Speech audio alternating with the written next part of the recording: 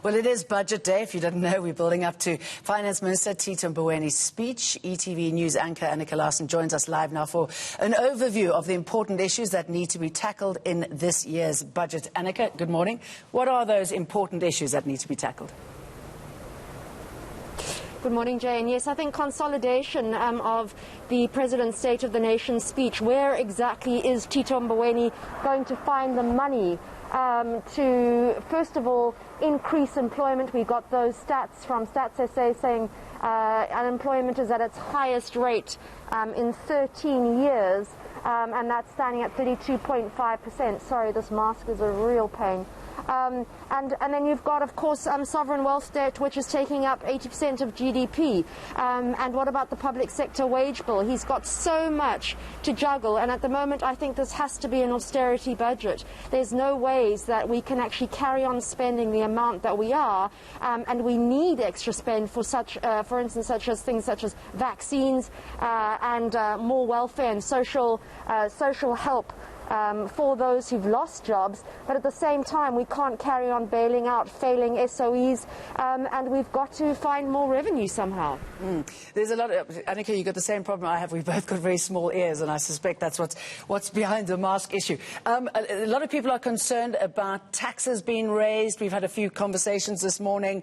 Tax expert believes that that's not the way. Just makes you wonder what Tito Mboweni has to play with today. What can he give us? I think personal income tax probably won't be raised. I think it's going to be too difficult with people already financially struggling. Same with corporate tax. And I actually think the tax revenue bill is going to be a little bit higher than previously forecast. So I think personal income tax probably won't be raised, but there could be changes in terms of tax. And of course, I think we'll see a fuel levy increase as well as sin taxes going right up, especially alcohol, which is almost during the lockdown there was almost a sort of prohibition, if you like, on alcohol. So I think sugar, alcohol, junk food or fast foods, cigarettes, those are going to really be hit the hardest. But I think in terms of personal income tax, much to people's surprise, they're going to be a slight increase in terms of the revenue that came in there. So that'll possibly be some good news for South Africans. So I suspect there's going to be a bit of a dash to the bottle stores this morning. Annika, you know, he loves his props, doesn't he, when he delivers his speeches? How is it likely to play out today? Not much of the pomp and circumstance, that ceremony, rather, that we're used to seeing over the years.